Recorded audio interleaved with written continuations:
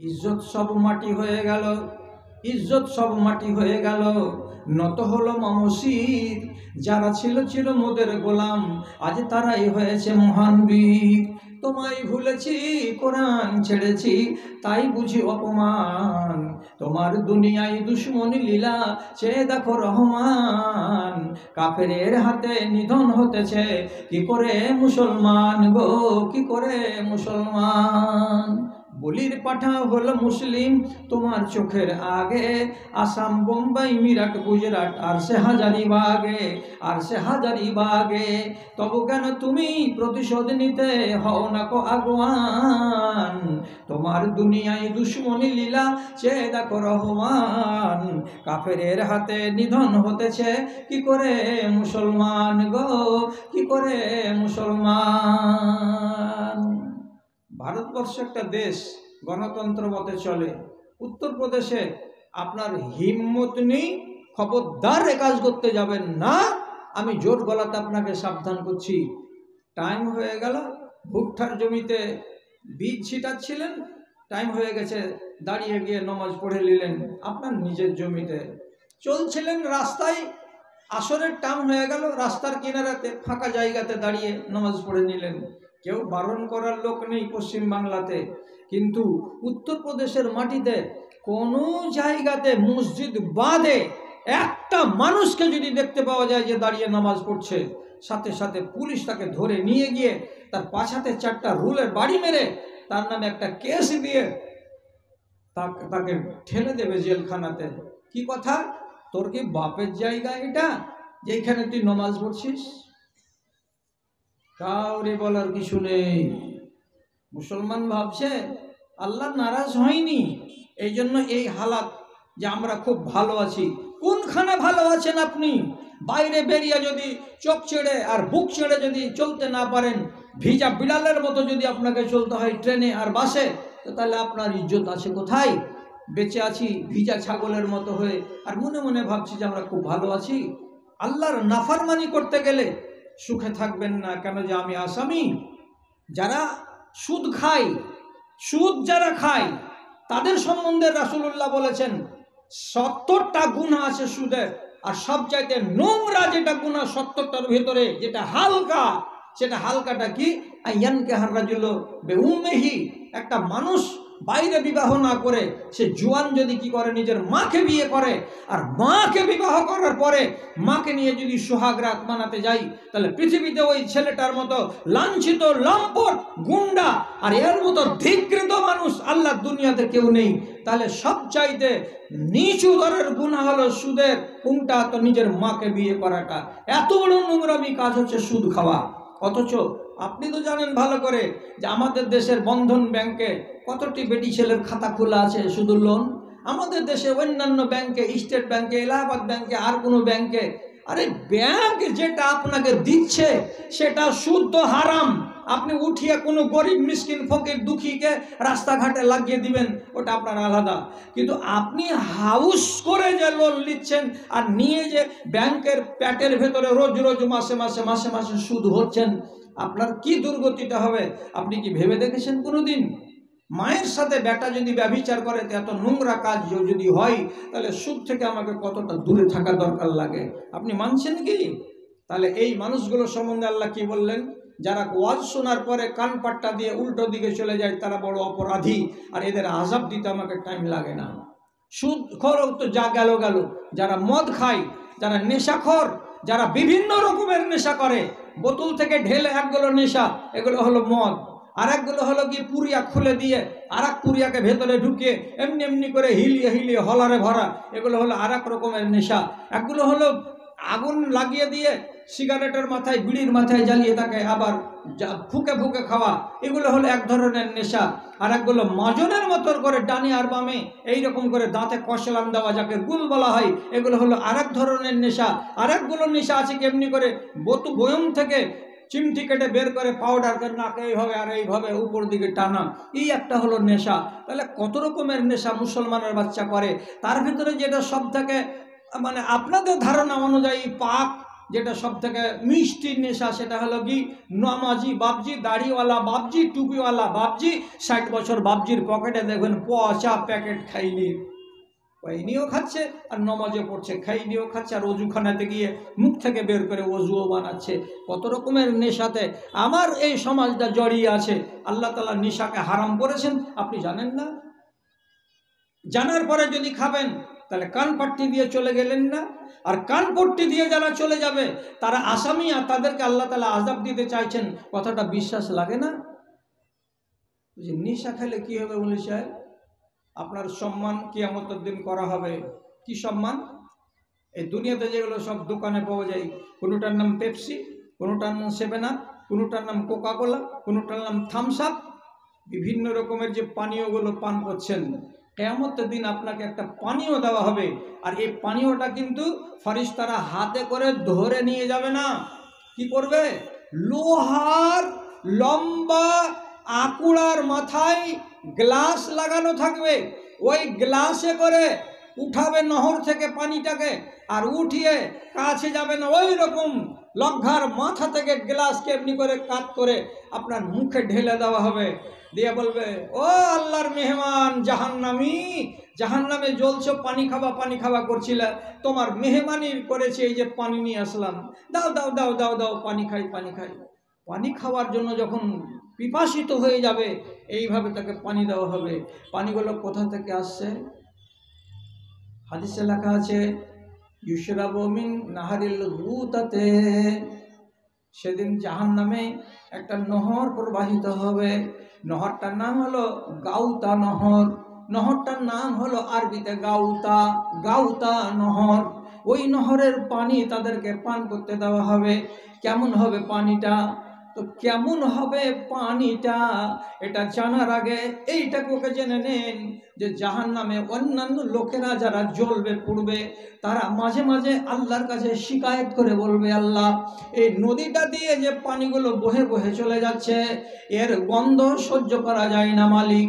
একে তো জাহান্নামের আগুনের সাজা, আর তারপরে এই গন্ধ নালীটার পানিগুলো থেকে যে গন্ধ ছুটে আসে, সয় না, প্রাণে সয় না। আল্লাহ রে, এই নালীটাকে এখান থেকে তুমি সরিয়ে দাও।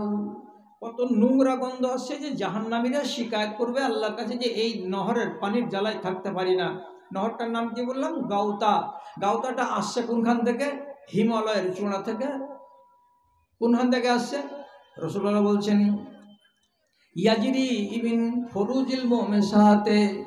দুনিয়াতে যত বেশ্যা নারী আছে, দুনিয়াতে যত রান্ডি নারী আছে, যারা বেশ্যাগিরি করে করে মরে গেছে, সে মুসলমান হোক কিংবা ইহুদি হোক কিংবা খ্রিস্টান হোক কিংবা আর কোনো জাতি হোক না কেন, যারা বেশ্যাগিরি করে করে তারা মরে গেছে, ওই সমস্ত বেশ্যা রমণীদের জাহান্নামে দেওয়া হবে।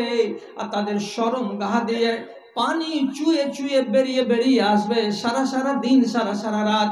আর সেই কোটি কোটি বেশ্যাদের শরম গাহ দিয়ে, জনিদার দিয়ে যে পানিগুলো এক জায়গায় জমা হবে, সেই নহরটার নাম হলো গাউতা নহর।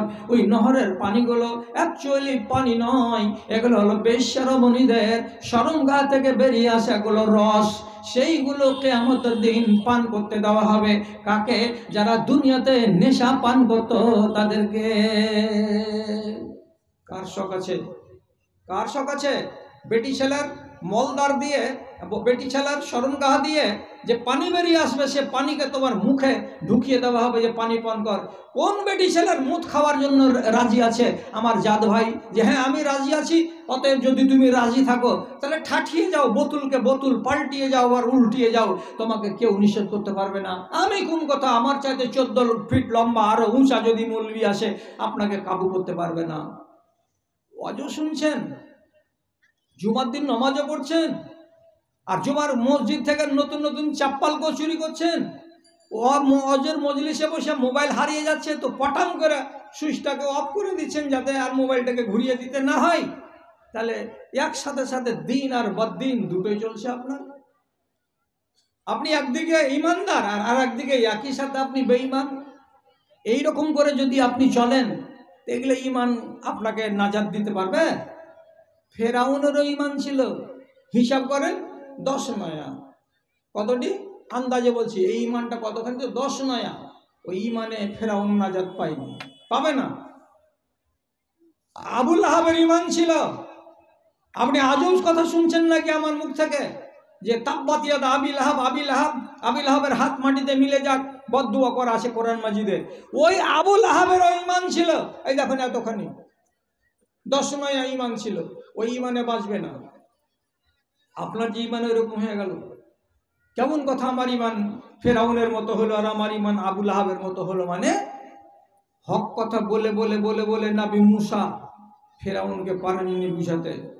আর ফেরাউনের মতো জল্লাদের সামনে এমন একটা দৃশ্য একদিন ফুটল, যে দৃশ্যটা দেখার পরে ওর মগজের তালা খুলে যাওয়া উচিত ছিল। 40 জন জাদুঘর ডেকে আনলো মুসা নবীকে কাবু করবে বলে। কেন? যে মুসা নবীকে আল্লাহ তাআলা যে লাঠিখানা দিয়েছিলেন, এই লাঠি যদি মুসা নবী কোনো জমিনে ফেলে দিতেন, এইরকম মোটা একটা আজদাহার সাপ হয়ে যেত, ওর কাছে কেউ যেতে পারতো না। আবার যখন খপ করে তিনি হাত দিয়ে ধরে নিতেন, লাঠি হয়ে যেত। মুসা নবীর মুজিজাকে মানবে না, জাদুঘর বলেছিল বলে কাবু করবে বলে 40 জন তার দেশের শ্রেষ্ঠ জাদুঘরগুলোকে একদিন জমা করে গোটা এলাকাতে খবর দিয়ে যে আজকে মুসা নবীকে কি করা হবে, পরাস্ত করা হবে, তোমরা হাজির হও। দর্শকের শেষ নাই, হাজার হাজার দর্শক। এবার মুসা নবী বলছে, ওই তোমার জাদুঘর? বলছে দেখো সামনে 40টা জাদুঘর, সব জাদু করবে, এবার কত পারো তুমি দেখছি। তখন নবী মুসা বললেন, তোমরা জাদু দেখাবে না আমি আমারটা দেখাবো? শুরু করবে না আমি শুরু করব? তখন যতটি জাদুঘর ছিল, কার হাতে এরকম মোটা এত বড়খান রশি আছে, রশি যদি ফেলে দেয় তো আলাদ সাপ হয়ে যাবে। কার হাতে এখানটা কঞ্চি আছে, ও যদি ফেলে দেয় তো খরিস সাপ হয়ে যাবে। কার হাতে আর একটা ডান্ডা আছে, ও যদি ফেলে দেয় তাহলে ডাঁড়াল সাপ হয়ে যাবে। সব বিভিন্ন জিনিস নিয়ে 40 জন জাদুকর সামনে এক এক করে ফেলতে লাগলো। যেমন মাদারির খেলা হয়, এইরকম গোল বৃত্তের মাঝখানে সাপে সাপ, সাপে সাপ, এই মোটা এই মোটা, এই বড় এই বড় এই বড় সাপ, সব কিলবিল কিলবিল কিলবিল করতে লাগলো। নবী মুসা বললেন, আর আছে তোমাদের? তো বলছে, হ্যাঁ আমরা যা করার করে দিয়েছি। ফেরাউন হাসছে একটা বড় চেয়ারে বসে বসে, মুসা তুমি বাকড়ামি করছিলা? তুমি মনে করছো আমার মতো আর জাদুঘর দেশে নাই? এবার নাও, কতটি জাদুঘর তোমার সামনে এনে হাজির করেছি। নবী মুসা বিসমিল্লাহির রহমানির রহিম বলে নিজের লাঠিখানাকে জমিনের উপরে রেখে দিলেন। সঙ্গে সঙ্গে এত বড় সাপ হলো যে সাপের নামও চাভল হলো 1 নম্বর সিঁড়িতে, আর সাপের উপরের চাভল চোয়ালটা হলো দোতলার উপরকার সাম সাইডে। এত বড় ফাঁক করলো, আর করার পরে যতটি সাপ ছাড়া ছিল সমস্ত সাপটিকে এক এক এক এক করে পেটের ভেতরে ভরে দিয়ে পেটকে টিকটিকা করে দেওয়ার পর খালি তাকাইছে, আর সাপ আছে, আর সাপ আছে, তার সাপ নাই। সমস্ত সাপকে যখন গিলা হয়ে গেছে, নবী মুসা খট করে লাঠিখানকে ধরলেন, সাপটাকে ধরলেন, সাথে সাথে লাঠি হয়ে গেল। 40 জন জাদুঘর এইবার সাথে সাথে তারা বলছে, আমরা মুসা নবীর আল্লাহর উপরে ঈমান আনলাম এবং মুসা নবীকে আল্লাহর প্রেরিত রাসূল বলে মেনে নিলাম, আমরা তোমাকে বিশ্বাস করলাম, তোমার উপরে ঈমান আনলাম। তখনই এই ফেরাউনের মতো জল্লাদ বলেছিল, আমার বিনা অনুমতিতে আমার বেতন খাওয়ার লোক তোমরা, কিসের জন্য তোমরা এই রকম করে মুসাকে মেনে নিলে? অবশ্যই অবশ্যই তোমাদেরকে শুলিতে ছাড়াবো এবং তোমাদের হাত আর পাগুলোকে উল্টা পাল্টা করে আমি কাটবো, আর কাটার পরে শুকনো খেজুরের গাছে তোমাদেরকে ঝুলিয়ে দেওয়া হবে। এত বড় অন্যায় তোমরা করলে কেন? হযরত ইবনে আব্বাস রাদিয়াল্লাহু তাআলা বলছেন, আসবাহু সাহিরাতান ওয়া আমসাউ শাহিদিন।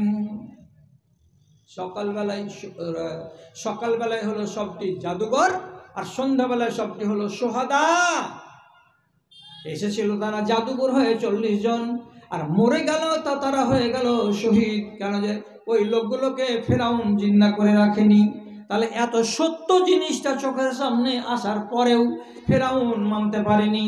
এই ফেরাউন যখন শেষের বেলায় নীল নদী পার করে চলে যাচ্ছিল, তখন আল্লাহ তাআলা বলছেন, এই নীল নদীর রাস্তা আমি বানিয়েছিলাম মুসা নবীর জন্য আর তার মিলিটারিদের জন্য, ওরা চলে গেছে।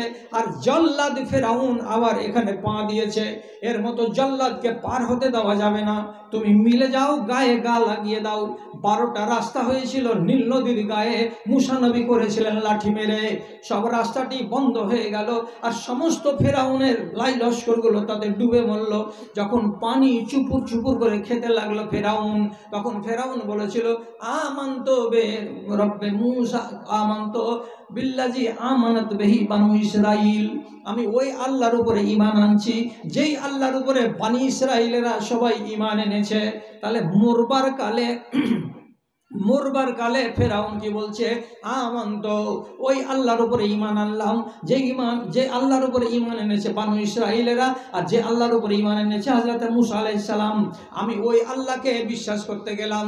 আল্লাহ রাব্বুল আলামিন আসমান থেকে ফেরেশতাকে পাঠিয়ে বলছেন, ওর মুখে কাদা ভরে দাও, আর একবার যেন সে বলতে না পারে যে আমি আল্লাহর উপরে ঈমান আনলাম। ঈমান তো আনলো, তখনও দম ছিল, দম থাকা অবস্থাতে বলল যে আমি আল্লাহর উপরে ঈমান আনলাম, কিন্তু মরবার কালে শরবত কাম দিল কি? কাম দিল না। তার আপনার জীবন কেটে যাচ্ছে বেয়াড়ামি করতে করতে, যেদিন প্যারালাইসিসে ধরবে, আর যেদিন আপনাকে স্ট্রোক হবে, অথবা যেদিন আপনার বড় একটা রোগ হয়ে গেল, কি যে আপনার কিডনি ফেল হয়ে গেল, বিছান যখন ধরে নিলেন, তখন নমাজির বেটা নমাজি, এর আগে নমাজ নাই, এর আগে রোজা নাই, এর আগে দিন ধর্ম নাই। এখন আল্লাহ যখন আপনাকে বিছানে লাগিয়ে দিয়েছে, তখন আপনি শুরু করলেন শুয়ে শুয়ে তায়াম্মুম করে নামাজ পড়তে, তাহলে বাকি জীবনের খেসারতটা কে দেবে? আপনি বলুন তো। এইরকম করে দাগাবাজি করে যদি দুনিয়াতে বাঁচেন, তা আপনার ইমানটাকে তো দেখে মনে হচ্ছে আল্লাহ মাপ দেন আমাকে, যে এইসব ফেরাউনের ইমানের মতো ইমান। আবু লাহাবের তো ইমান হালকা দশনায় বরাবর ছিল। আমাদের জাতের ভেতরে এক একটা লোকের এমনও ইমানের দশা যে আবু লাহাবের সমান হয়তো ইমান তার আছে কিনা বিশ্বাস করেন। আবু লাহাবের 2 বেটার সাথে নবীজির 2 বেটির বিয়ে হয়েছিল একই টাইমে। আবু লাহাবের 2 বেটা, ওতবা আর ওতাইবা, এটা রাসূলুল্লাহর 2টা জামাই। আর আবু লাহাব আল্লাহ পাকের নবীর বিহাই, কথা বুঝতে পারলেন কিনা? বিহাই। আর বিহাইয়ের নামে কোরআন মাজিদে আয়াত নাযিল হলো যে আবু লাহাবের 2খান হাত মাটিতে মিশে যাক। যখন এই সূরাটা নাজিল হলো, তখন আবু লাহাব একবারে কিলবিলিয়ে গেল।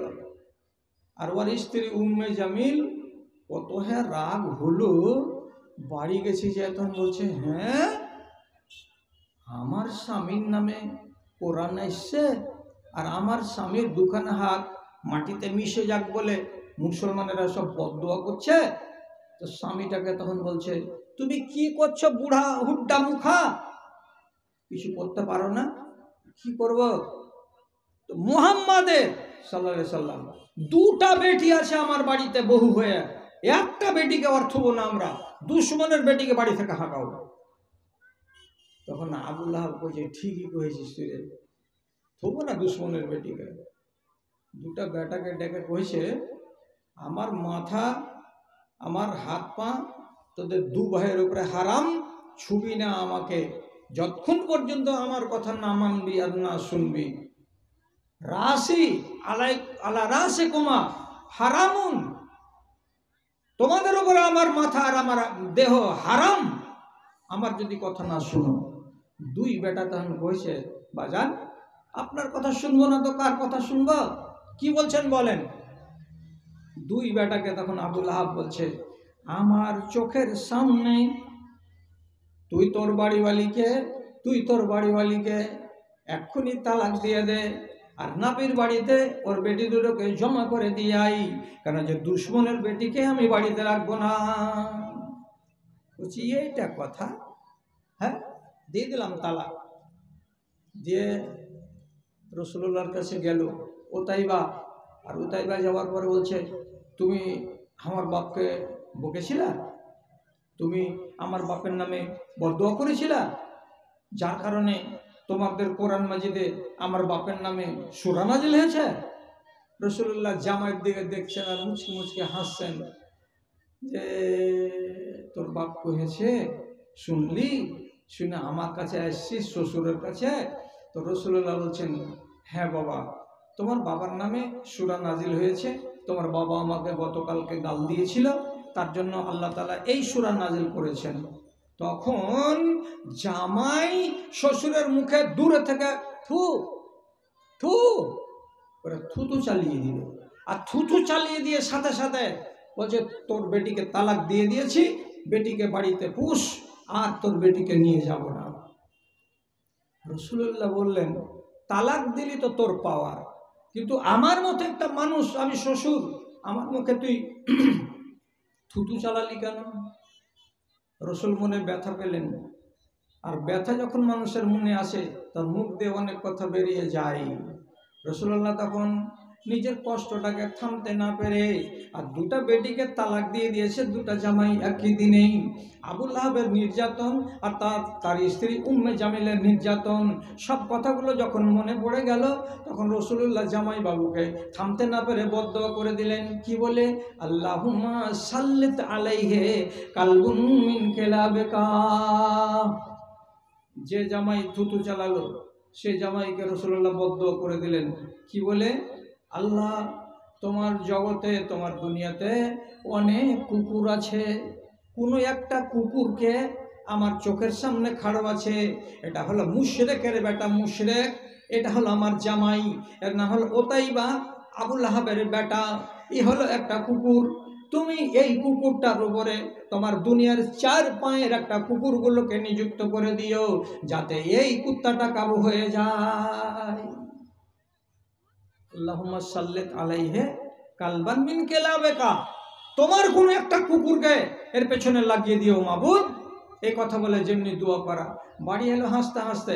আরে বেটা কি কহে আলি তোর শ্বশুরকে? ওই যে মুখে থুতু চালিয়ে দিয়েছি বাজান, আর দিয়ে যত কথা বলার ছিল গার বিষ মিটিয়ে বলে নিয়েছি, এবার চলে এলাম। তো শ্বশুর বসে বসে খালি শুনলে নাকি রে? বলছে না, একটা কথা বলেছে। তো কি বলেছে রে? বলছে আল্লাহুম্মা সাল্লিত আলাইহি কালবান মিন কিলাবিকা, এরকম একটা কথা বললো। আবু লাহাব কপালে হাত দিয়ে বসে, মরে গেল বেটা, মরে গেল। কি হলো তোমার? একটু খেয়াল করিয়েন, এটা দুশ্মন, কোরআন মানে না, কিন্তু এটা হুজ্জতি। ও জানে যে কোরআন বরহক, ও জানে যে নবী বরহক, কিন্তু গায়ে বরদাস্ত হয় না বলে মানে না। তো আপনাকে এটা কেন বলতে যাচ্ছি যে ওর যে 10 ঈমান ছিল আবু লাহাবের, আপনি নিজেকে এই জামানায় 52টা জুমার খুতবা শোনার পরে যদি আপনার ঈমান হালকা 10 হয়ে যায়, আপনি আবু লাহাব থেকে কোনখান ভালো হলেন, এটা দেখাবো বলে আপনাকে এত সুন্দর কথাটা, সহিহ হাদিসটা আপনাকে বলছি। 15 দিন 20 দিন পরে বেটা ব্যবসা করার জন্য সিরিয়া যাবে, একদল লোক, 15টা ছেলের কাফেলা উঁটে করে এখান থেকে চামড়া নিয়ে যাবে, আর চামড়া ওই দেশের মাটিতে বিক্রি করে ওখান থেকে আনাজ নিয়ে আসবে। তো যখন কাফেলা রওনা হচ্ছে, সব ছেলের দিকে তখন আবু লাহাব ডেকে বলছে, ও বাজি ইকবাল হোসেন, ও বাজি রেজাউল্লাহ, ও বাজি সলিমউদ্দিন, ও আব্দুল খাবির, তোমরা বাবা 14-15টা ছেলে যেছো, তোমাদের সাথে তোমাদের দলে আমার বেটা উতাইবাও যাচ্ছে। তো একটা কথা আমি মক্কার একটা নেতা বলছি তোমাদেরকে, আমার বেটাকে তোমরা রাস্তাতে চোখ চোখ করে দেখে থাকিও, আমার বেটাকে কোনো সময় তোমরা একাই কোনো জায়গাতে যেতে দিও না। আর রাতের বেলায় যখন ঘুমাবে, তখন আমার বেটাকে কি না রাতে বিছান দিবা না, আমার বেটার বিছানা যেন তোমাদের বিছানার মাঝখানে হয়। কথাটি মনে থাকবে রে বাপ তোদের? হ্যাঁ থাকবে। নেতার বেটা, নেতার কথা। এখন এই কথাটা কেন বলছে আবু লাহাব? তো আবু লাহাব নিজের বেটাকে বলছে কি, ইন্নি আশাদুল্লাহ খায়ফান আলাইকা লে দুআ ইন নবী আলাইকা, ওরে আমার বেটা, তোমাকে ভয় লাগে না, কিন্তু আমার ভিতরটা খালি এমনি এমনি এমনি এমনি করছে। কেন এমনি করছে? যে ওই লোকটা যে বদদোয়া করেছে তোমার নামে, ওই লোকটার দোয়া কোনো দিন রদ হয় না, ওই লোকটার মুখ দিয়ে যেটা বেরোবে তার রব ওটাই কথা শুনবে। তোর উপরে যে বদদোয়া করেছে, আল্লাহ এর উপরে একটা কুকুরকে তুমি নিযুক্ত করে দিও, তার জন্য ভিতরখান আমার এরকম দুরু দুরু দুরু দুরু করে কাঁপছে, আল্লাহ আমার ছেলের কি হয়, আল্লাহ আমার ছেলের কি হয়। সিরিয়া পৌঁছতে পারেনি। এক ময়দানে গাছের কাছে গিয়ে তারা খিমা টিমা লাগিয়ে দিয়ে রাতের বেলায় শুয়েছিল। আর ঘুমন্ত অবস্থাতে ময়দানের দিক থেকে, পাহাড়ের কিনারা থেকে, এদিক ওদিক থেকে কোথায় একটা নেকড়ে বাঘ এলো। আসার পরে এই যে 14-15 জন লোক শুয়ে আছে রাতের বেলায় বিছানায়, একটা করে লোকের কাছে, ওর ঘাড়ের কাছে যায় আর নাক লাগিয়ে এমনি করে একটু করে শুকে শুকে দেখ, শুকে দেখ, হলো এটা না, এটাকে বাদ দিয়ে আর একটাকে শুকে না, এটা নয়, এটা 2টা 3টা 4টাকে শুকে দেখে আর চলে আসে, এটা নয়, এটা নয়। এ করতে করতে আর একবারের বার মধ্যেখানে যে শুয়েছিল ওই শুয়ে থাকা মানুষটার কাছে, তার ঘাড়ের কাছে গিয়ে এই নেকড়েটা আস্তে করে নাকটাকে নিয়ে গেল। আর নাকটাকে নিয়ে গিয়ে তাকে শুকে দেখলো। আর শুকে দেখার পরে মুখটাকে উঠিয়ে দেওয়া, বলছে হ্যাঁ ঠিক আছে, ঠিক আছে। সাথে সাথে তাকে আক্রমণ করলো, ঘাড়ে কামড় দিল, ললিটাকে ছিঁড়ে দিল। আর চিৎকার করার সুযোগ পেল না, লহুলাহান হয়ে গেল, ওই জায়গাতে তার মরণ হয়ে গেল। মাল্যটাকে তো 4 পায়ের একটা জানোয়ার, আকৃতি কেমন, তো কুকুরের মতো। নবীজি বলেছেন কোন একটা কুকুরকে তারপরে ছেড়ে না লাগিয়ে দিও, মরে গেল ওই মাটিতে, ব্যবসা করা হলো না। 20 দিন 1 মাস পরে কাফেলা যখন বাড়ি ফিরে এলো, আবুল আহাব বলছে তোমরা সবাই এলে, আমার বেটা কোথায়? সবাই রিপোর্ট করে বলছে আপনার ছেলেকে ঘিরে রেখেছিলাম, কোনো একদিন কোনো এক রাতের বেলায় আমরা সবাই মাঝখানে তাকে পাহারা দিয়ে ঘুমাতে দিয়েছি, অথচ কখন কি কোন জানোয়ার যে এসেছিল, গর্দনটাকে কেটে ললিটাকে ছুটিয়ে দিয়েছে, লহুলাহান হয়ে পড়ে আছে, কোনো শব্দ বলতে পাইনি। আমরা ওকে ওই বিদেশের মাটিতে কাফন পরিয়ে দিয়ে কবর দিয়েছি, দেওয়ার পরে আমরা চলে এসেছি। আবুল আহাব বলছে মুহাম্মদ সাল্লাল্লাহু আলাইহি সাল্লামের দোয়া, যেটাকে নিয়ে আমি ভয় করতাম, সে দোয়াটা সত্যি প্রমাণ হয়ে গেল, আমার বেটাকে কুকুরেই খেয়ে নিল। যেদিন দোয়া কানে গেছিল সেদিনই বলেছিল আবুল আহাব যে আমি কঠিন ভয় করি ওই লোকটার দোয়াকে, যে লোকটার দোয়া আল্লাহ তাআলা জীবনে ফেলে না।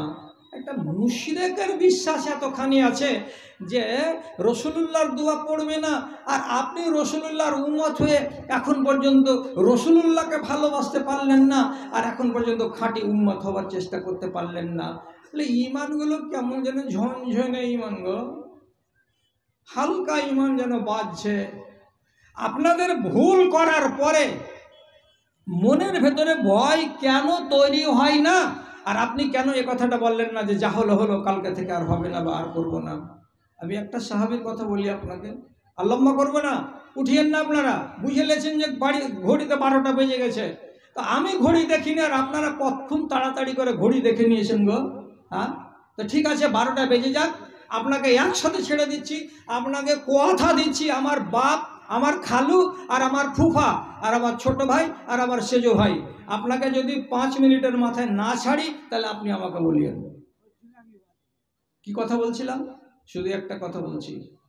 একটা সাহাবী বুঝলেন, 5টা মিনিট তো চেয়েছি, আর কি চেয়েছি, 5টা মিনিট বুঝলেন। হ্যাঁ, তো একটা সাহাবী ওর কাজের একটা মেয়ের গালে একটা চড় মেরেছে, তো টাউরি লাগিয়ে দিয়েছে, একটা চড় এত জোরে মেরেছে। ব্রিটিশ ছেলেটা কাঁদছে, তাড়াতাড়ি রসুলুল্লাহর কাছে এসে বলছে রসুল, সকালবেলায় রাগের জ্বালাতে চড় মেরে দিয়েছি, এখন ভাবছি যে বাচ্চাটাকে, মেয়েটাকে চড় কেন মারলাম, তো আমার কিছু করার আছে কি?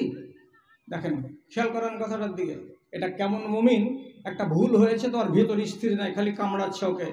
দৌড়ে এলেন নবীজির কাছে, নবীজি বলছেন মেয়েটাকে সাথে করে এনেছো? বলছেন না আনিনি।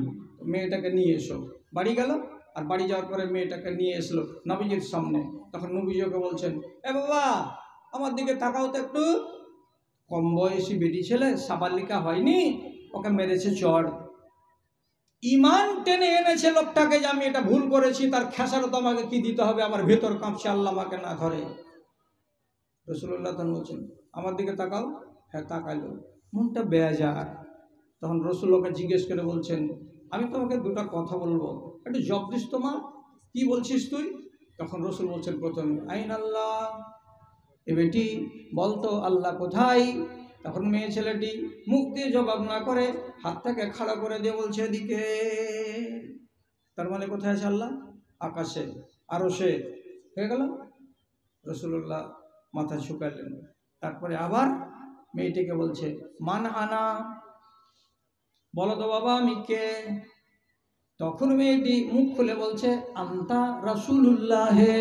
এই মা ঘাটিস না তো, হ্যাঁ খাসলত খারাপ আছে, খালি লোহা ঘাটা। আমি কে? তো বলছে আপনি আল্লাহর রসুল। যেমনি আল্লাহ রসুল বলে দেওয়া, রাসূলুল্লাহ বলছেন একটা মুমিনা বেটি ছেলে, একটা কম বয়সী বাচ্চা আল্লাহকে বিশ্বাস করে এবং আল্লাহর রাসূলকে বিশ্বাস করে, এমন একটা বাচ্চাকে তুমি চড় মেরেছ, এটা তোমার উচিত হয়নি। তখন বলছে রাসূলুল্লাহ আমি কি করতে গেলে আমার পাপ থেকে আমি মুক্ত হতে পারবো, আমার ভেতরটা আমাকে কামড়াচ্ছে।